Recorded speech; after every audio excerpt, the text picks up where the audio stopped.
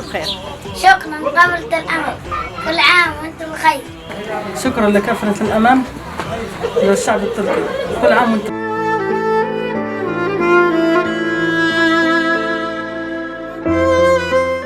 بسم الله الرحمن الرحيم. مؤسسة أمود كيرفاني تجسد جسدا واحدا بين غزة وتركيا عبر مشروع إفطار الصائم لهذا العام، واليوم 22 من شهر رمضان المبارك تنفذ هذه الوجبات بتبرع كريم من بكان تجارية من تركيا.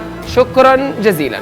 Kervani olarak Uğur Turgut Mustafa Çalayan iftar programı Afrika'da 2020.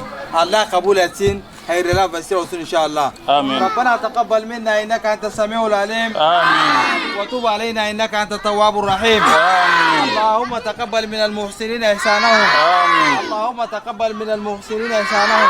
آمين. واجعله في ميزان حسناتهم. آمين. وصلى اللهم وسلم على نبينا محمد صلى الله عليه وسلم. أعيد من دمنا.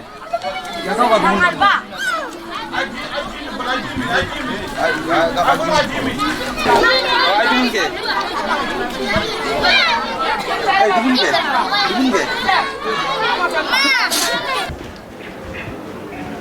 شاكا خد أنا كده متكلم تبع السنة ونينا متكلم فريسنت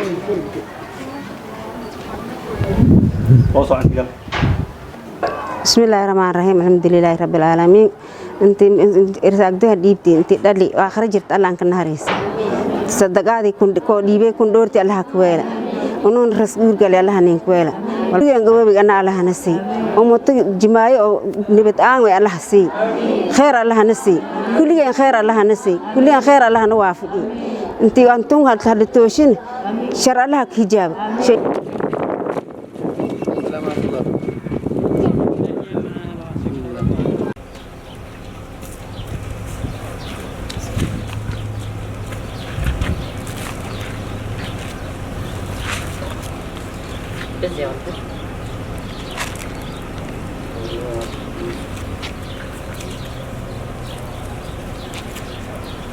رجع